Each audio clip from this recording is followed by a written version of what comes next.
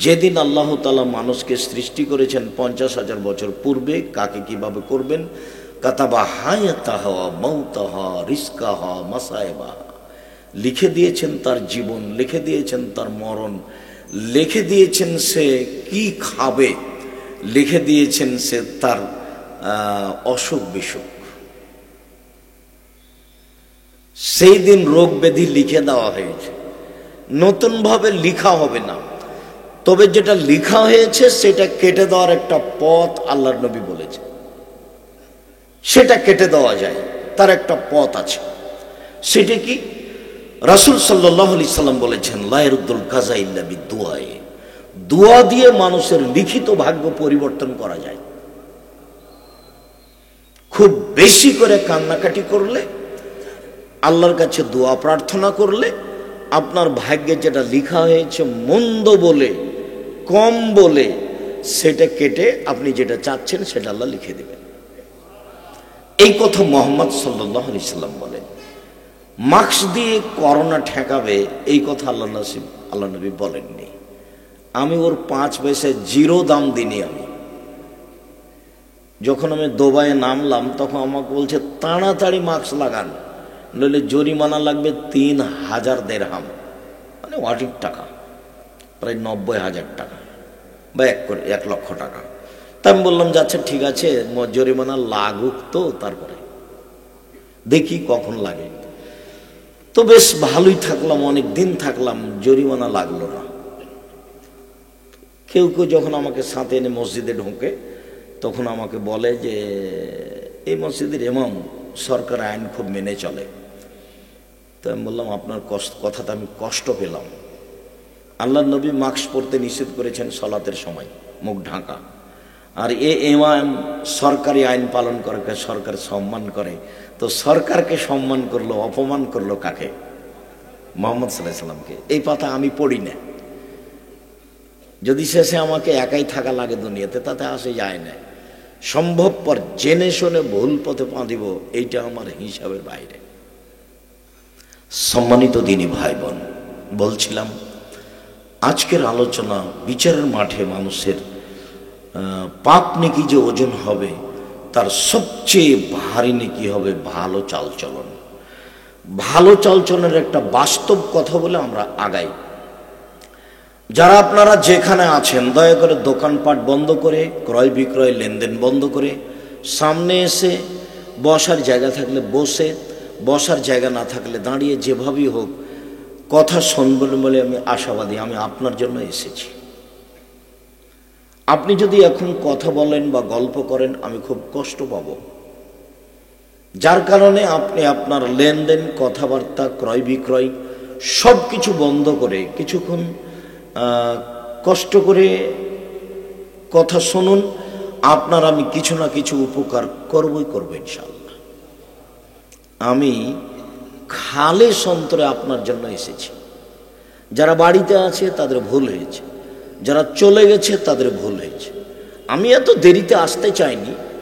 আমি চেয়েছিলাম 9টা, 9:30 এরকম সময় আসতে, যাতে করে আপনাকে আমি খুব ফ্রি পাই। তো এসে দেখলাম অনেকজন আলোচক, যেটা আমি বের হওয়ার মাঝামাঝি রাস্তায় অবগত, আগে আমার জানা ছিল না। আমি মাঝামাঝি রাস্তায় অবগত হলাম যে আরও আমরা অনেকে আছি। যা হোক, যেভাবে হোক দেরি হয়ে গেল, যেটা আমি চাইনি। তা আপনি আমার দিনী ভাই, আপনাকে আমি খুব ভালোবাসি। আপনি আমার দিনী বোন, আপনাকে আমি অন্তর থেকে ভালোবাসি। আল্লাহ যেন আপনার কল্যাণ কামনা করে, আল্লাহ যেন আপনার পথ সহজ করে দেয় বেঁচে থাকার এবং পরকালীন। এইটা আমার ঐকান্তিক কামনা মর্মে যে যেখানে আছেন নিজ নিজ কর্ম বন্ধ করে গুরুত্বপূর্ণ আলোচনা শোনার জন্য চেষ্টা করুন। আপনাকে আমি বাস্তব দেখাই। আপনি একটা অটোতে বসে আছেন, আর আমি অটোতে উঠতে গেছি। আমি উঠতেই ছেলেটা অটোটা টান দিয়েছে। তো আমি আপনার মুখের উপরে গিয়ে একবারে ধাক্কা খেয়ে পড়ে গেছি। তখন আপনি আমাকে বলছেন বসেন বসেন বসেন, কোনো সমস্যা নেই, বসেন বসেন। এইটা একটা। তখন আপনি আমাকে বলছেন চোখ নাই, কপালে চোখ নাই, হিসাব করে বসতে পারেন না, হিসাব থাকে না গাড়িতে ওঠার। এইটা একটা চাল চলন, এটা একটা আচরণ। কোনটা ভালো আর কোনটা খারাপ। আগেরটা ভালো, তাহলে আমরা ভালোই বুঝি। আপাতত এইখানে দুটা কথা বলে নিচ্ছি। অল্প দিন বাঁচতে এসে জীবনে কোনোদিন কারো বদনাম গীবাত করে, কারো নিন্দা করে, কাউকে খাটো করে, কাউকে ছোট করে, কাউকে অপমান করে, কাউকে জেল হাজতে দিয়ে বেঁচে থাকার চেষ্টা করিয়েন না। ফেরাউন ডুবে গেছে, ১৫০০ বছর পরেও ফেরাউন কি হয়েছে? ডুবে গেছে। আর আপনাদের নেত্রীর বয়স মাত্র ৪৫ মিনিট। ৪৫ মিনিটের মধ্যে দেশ ছেড়ে দিতে হবে, খুব ভালোভাবে জানা আছে। ক্ষমতা দেখিয়ে, দাপট দেখিয়ে, মানুষকে খাটো করে, মানুষকে অপমান করে, মানুষের বদনাম করে, দল সংগঠন করে, মানুষের ক্ষতি করে, যে আপনার সাথে আছে তাকে ভালোবেসে, যে আপনার সাথে নেই তাকে খারাপ বেসে আপনি বাঁচতে চাইয়েন না। আপনার ভুল হিসাব। মনে রাখবেন, আমি আব্দুর রাজ্জাক বিন ইউসুফ অন্তত জাতিকে ধর্মের নামে ফাঁকি দিব না। জাতির যদি রাস্তাঘাট করে দিতে না পারি, জাতির যদি স্কুল কলেজ করে দিতে না পারি, জাতিকে চূড়ান্ত সঠিক ধর্ম দিতে পারবো ইনশাআল্লাহ। ধর্মের ব্যাপারে জাতিকে ফাঁকি দিয়ে আমি পরকাল হারাতে রাজি নই। এই কথা আমি ৩০ বছর থেকে পড়ি এবং এটাই বলি। সম্মানিত দিনী ভাই বোন, চালচলন কি জিনিস তা ভালো বুঝেছি।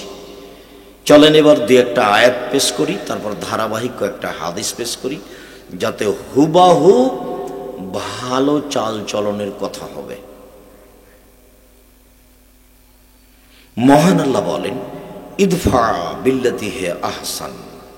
মুহাম্মদ সাল্লাল্লাহু আলাইহি সাল্লাম, আপনি যখন মানুষের সাথে কথা বলবেন তো মানুষ যা বলছে আপনারটা যেন তার চেয়ে সুন্দর, উত্তম হয়।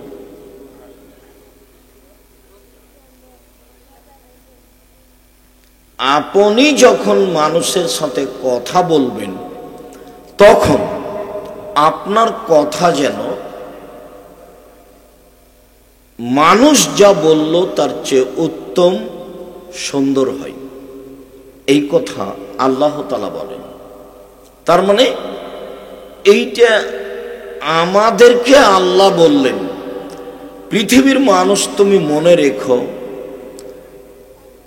যাদের এটা জিম্মেদারিটা আছে এটা তোমাকে লাগবে না, এটা সরিয়ে নাও না, সেটার আমার দরকার নাই। আমি বক্তব্য দিব আর এখানে কথার ক্ষতি হবে, এইটা আমি চাইনি। তোমার এই অপছন্দ কর্মকে আমি ঘৃণা করি, তুমি এটা মনে রেখো, এটা তুমি দ্রুত সরাও। আমি কথা বলছি রাসূলের কথা, আল্লাহর কথা, তোমার এটা ব্যতিক্রম ঘটনা, তোমার এটা বুঝে আসে না, তো এই সাহস করো কি করে? অপছন্দ চালচল, অপছন্দ কর্ম, অপছন্দ নীতি। সম্মানিত দিনী ভাই বোন, রাসূল সাল্লাল্লাহু আলাইহি সাল্লামকে আল্লাহ বলছেন, ইদফা বিল্লাতি হে আহসান। মুহাম্মদ সাল্লাল্লাহু আলাইহি সাল্লাম, আপনি যখন মানুষের সাথে কথা বলবেন তখন আপনার কথা যেন মানুষ যা বলেছে তার চেয়ে সুন্দর, উত্তম হয়। এটা আল্লাহর আদেশ। আমি আর আপনি এখন থেকে মানুষ যদি আমাকে কেউ গালি দেয়, বদনাম করে, তো আমারটা কি পাল্টা সেটা বললে হবে? সেটা বললে হবে না। বক্তব্যের সাথে মুনাফিকি করবেন না। শুনতে এসেছেন, ভালো কথা, মানুষ হিসেবে অন্তত মানার চেষ্টা করবেন যে কোনো মূল্যে। একদিন বয়স দেখেছিলাম 40, দেখি এখন 60, তারপরে দেখবো আর নেই। তার মানে অল্প দিন বাঁচতে এসেছি। মহান আল্লাহ বলেন, ওয়াজাদিলহুম বিল্লাতি হিয়া আহসান। মুহাম্মদ সাল্লাল্লাহু আলাইহি সাল্লাম, আপনি যখন প্রতি উত্তর দিবেন বাক বিতণ্ডে, কারো কোন তর্ক বিতর্কে যখন আপনি কথা বলবেন, তখন মানুষ যেটা বলছে আপনারটা যেন তার চেয়ে ভালো, উত্তম হয়। কথা মনে হয় আমি বুঝাতে পারি না। এটা আল্লাহর আদেশ আমাদের নবীকে। মানুষ হিসেবে আপনি পারবেন, ক্ষমতা দেখিয়ে, মুখখান খারাপ করে, দলীয় দাপটে কারো ক্ষতি করিয়েন না। নরম হয়ে থাকবেন, অল্প দিন বাঁচতে এসেছেন, সময় শেষ। মহান আল্লাহ বলেন, ফাবিমা রাহমাতিম মিনাল্লাহ লিনতা লাহুম ওয়া লা কুনতা ফাদ্দান গালিদাল কলব লানফাদ্দু মিন হাওলিক। মুহাম্মদ সাল্লাল্লাহু আলাইহি সাল্লাম, আল্লাহর পক্ষ থেকে বড় দয়া যে আপনার স্বভাবটা নরম। এটা আল্লাহ নিজেই বলছে। আল্লাহর পক্ষ থেকে বড় দয়া যে আপনার স্বভাবটা নরম। আপনার স্বভাব যদি কর্কশ হতো, লানফাদ্দু মিন হাওলিক, তাহলে মানুষ আপনার পাশ থেকে সরে যেত। শোনেন, আল্লাহ বলছেন, শোনেন, ফাফু আনহুম, আপনি মানুষকে মাফ করুন। যত ভুল, মানুষের ভুল হয়েছে মাফ করুন, ভুল হয়েছে মাফ করুন, ভুল হয়েছে মাফ করুন। আপনি মানুষকে মাফ করুন। শুধু মাফ নয়, ওয়াস্তাগফির লাহুম, মানুষ যে আপনাকে গালি দিয়ে পাপ করেছে, এই জন্য মানুষের জন্য আল্লাহকে বলেন, আল্লাহ ওই লোকটা না বুঝে আমাকে গালি দিয়েছে, তুমি তাকে মাফ করে দাও।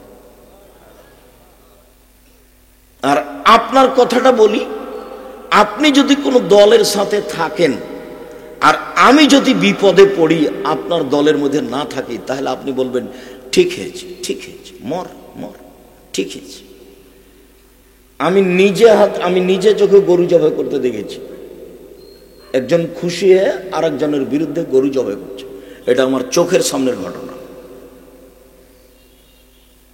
যেমন একটা কথা আপনাকে বলি যে আমি দুই ভাইকে গন্ডগোল করতে লেগে দেখেছি আমাদের গ্রামে। জমি জায়গা ভাগ করে নিবে, তো এ ভাগ করতে করতে ঢেঁকি কেটে ভাগ করে নিয়েছে। ঝগড়ার ফলাফল। তো দলের ফলাফল আমি দেখেছি গরু জবাই করতে আমার চোখের সামনে। তখন আপনার কাছে ভালো আচরণ আছে, এটা আপনি কি দিয়ে বুঝলেন?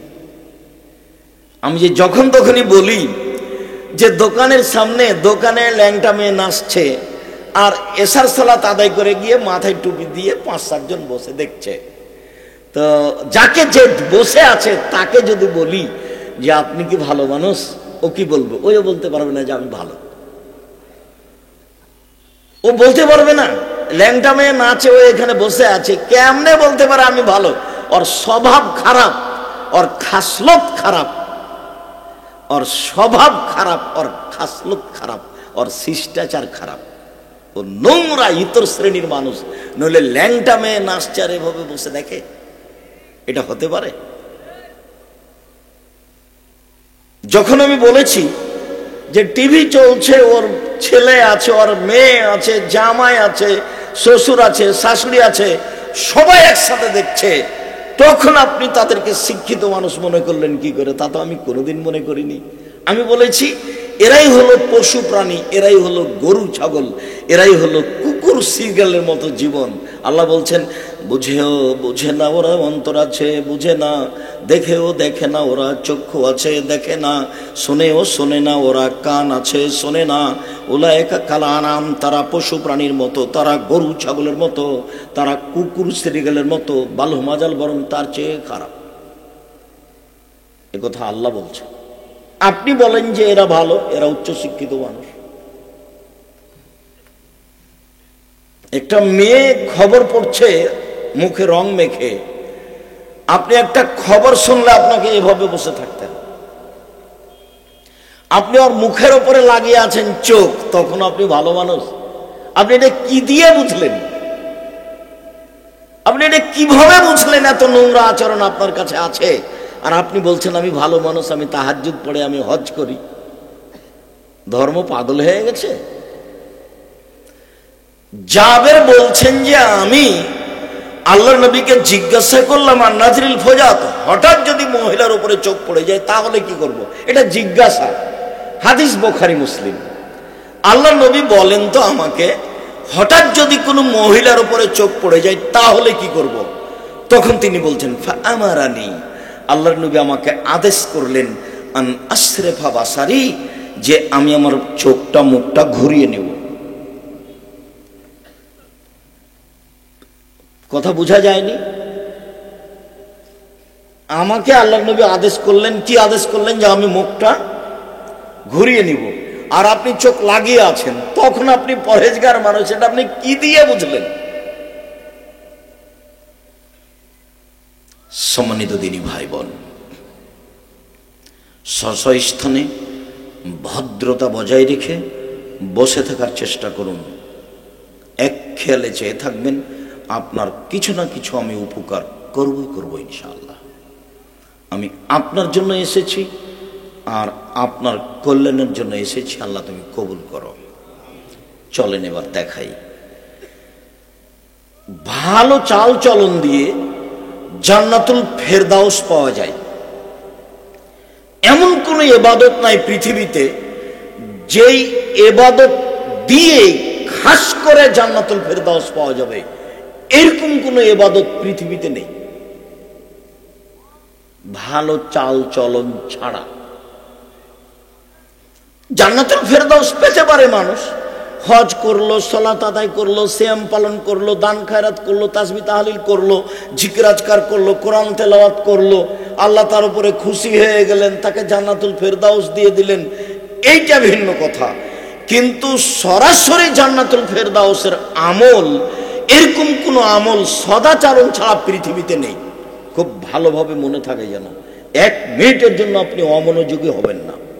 দেখতে না পালে দাঁড়িয়ে যদি থাকেন, এক পায়ে দাঁড়িয়ে থাকবেন একটা সময় পর্যন্ত, সময় লম্বা হবে না আশা করছি ইনশাআল্লাহ। আমি তো আর আব্দুল্লাহ বিন ফজল নই যে ভোর পর্যন্ত বক্তব্য দিব। সম্মানিত দিনী ভাই বোন, উমামা বাহেলি রাদিয়াল্লাহু তাআলা আনহু বলেন, আল্লাহর নবী বললেন, আনা যাইনুন বিবাইতিন লিমান তারাকাল মিরাহা ওয়া ইন কানা মুহিক্কান। পৃথিবীর মানুষ শুনে রেখো, তোমাদের কেউ যদি সত্য হলেও তর্ক ছেড়ে দেয়, তর্ক না করে, আমি মুহাম্মদ সাল্লাল্লাহু আলাইহি সাল্লাম তাকে জান্নাতে একটা ঘর নিয়ে দিব। তর্ক, আব্দুর রাহিক সাহেব এটা বলেছেন, আরে না এটা বলেছেন, আরে না এটা বলেছেন। আসসালামু আলাইকুম, গেলাম ভাইজান, আমি আপনার সাথে তর্ক করতে রাজি নই। ঠিক আছে, এই সত্য হলেও যে তর্ক করে না, তর্ক ছেড়ে দেয়, আমি মুহাম্মদ সাল্লাল্লাহু আলাইহি সাল্লাম তাকে একটা জান্নাতে ঘর নিয়ে দিব, এই কথা মুহাম্মদ সাল্লাল্লাহু আলাইহি সাল্লাম বলেন। তিনি বলেন, অবে বাইতিন ফিরাবাদিল জান্নাহ লিমান তারাকাল কিযবা ওয়া ইন কানা মাযিহান। মজাক করে হলেও কেউ যদি মিথ্যে কথা না বলে, এখন তো মিথ্যে কথার বন্যা, মিথ্যে কথা পাপ নয়, মানুষ দিন রাত মিথ্যে কথা বলছে। মজাক করে হলেও যদি কেউ মিথ্যে কথা না বলে, আমি মুহাম্মদ সাল্লাল্লাহু আলাইহি সাল্লাম তাকে জান্নাতে একটা ঘর নিয়ে দিব। 3, ও আলাল জান্নাহ লিমান হাসানা খলকাহু।